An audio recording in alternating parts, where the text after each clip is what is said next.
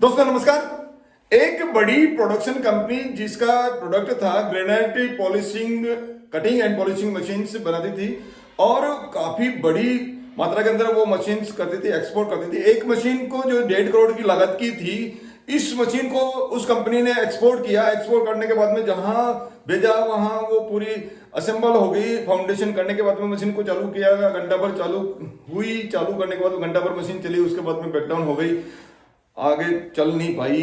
Rejection हो गया। जिस कंपनी को उसने सप्लाई किया था उसने इस मशीन को रिजेक्ट कर दिया, पेमेंट रोक लिया।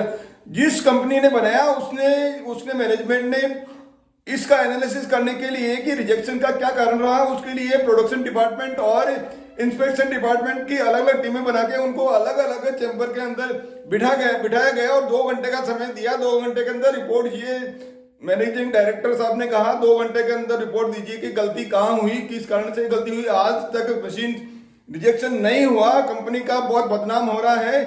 इसलिए आपको 2 घंटे के अंदर आपको एनालिसिस करके रिजल्ट देना है कि कहाँ गलती हुई।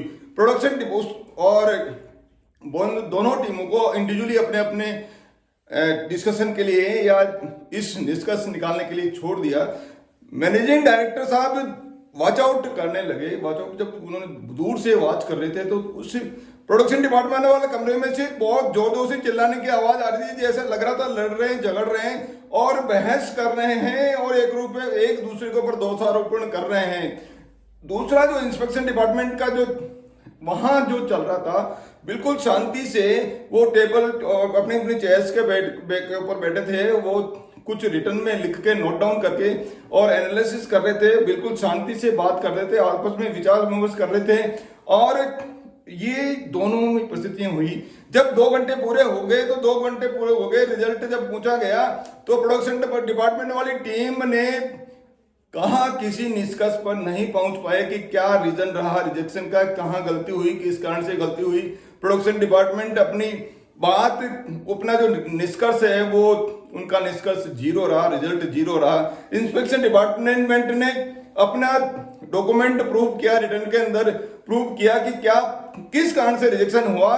रिजेक्शन उन्होंने ये इस एनालिसिस पे पहुंचे, इस निष्कर्ष पर पहुंचे कि इसमें मशीन की जो बेड की जो कास्टिंग है वो उसके अंदर क्रैक आ गए, उसमें मेटलर्जिकल डिफेक्ट थे। मेटल का जो माइक्रोस्ट्रक्चर होना चाहिए था, जितना कंटेंट होना चाहिए था, वो उसके कहीं ना कहीं कमी हुई। इसके बाद में जो इसका मशीन का जो कंप्यूटर का जो ऑटो पायलट सिस्टम है वो भी उसमें भी खराबी आ गई, जिसके कारण से ये दोनों जो है फैक्टर होने के कारण से ये मशीन रिजेक्ट हो गई।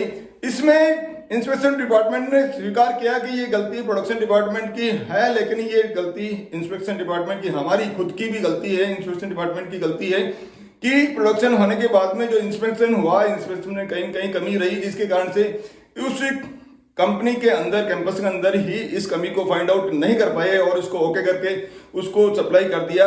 कंपनी का बहुत लॉस हुआ, फाइनेंशियली लॉस से ज्यादा जो है उसका जो ब्रांड नेम है उसके ऊपर इंपैक्ट आया। इसके कारण से ये स्थितियां बनी। अब यहाँ 2 स्थितियां हैं। एक कमरे में से जोर से आवाज आ रही थी और उसका जो रिजल्ट है वो रिजल्ट भी नहीं निकाल पाए। दूसरे कमरे में से या दूसरे चैम्बर में से बिल्कुल शांति से बात चल रही थी और वो निष्कर्ष निकाल पाए कि कहाँ गलती हुई है। थोड़ा सा सोचने का सोचिए।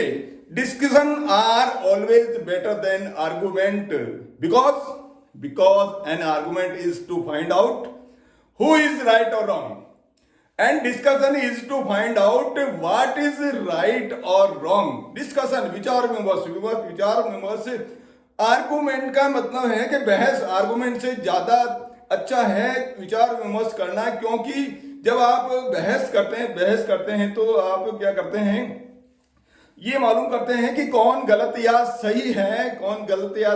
एक दूसरे के ऊपर दोषारोपण करते हैं और जब विचार विमर्श करते हैं, डिस्कशन करते हैं, तब क्या होता है, तब ये होता है कि क्या गलत है, किन परिस्थितियों के कारण से रिएक्शन हुआ।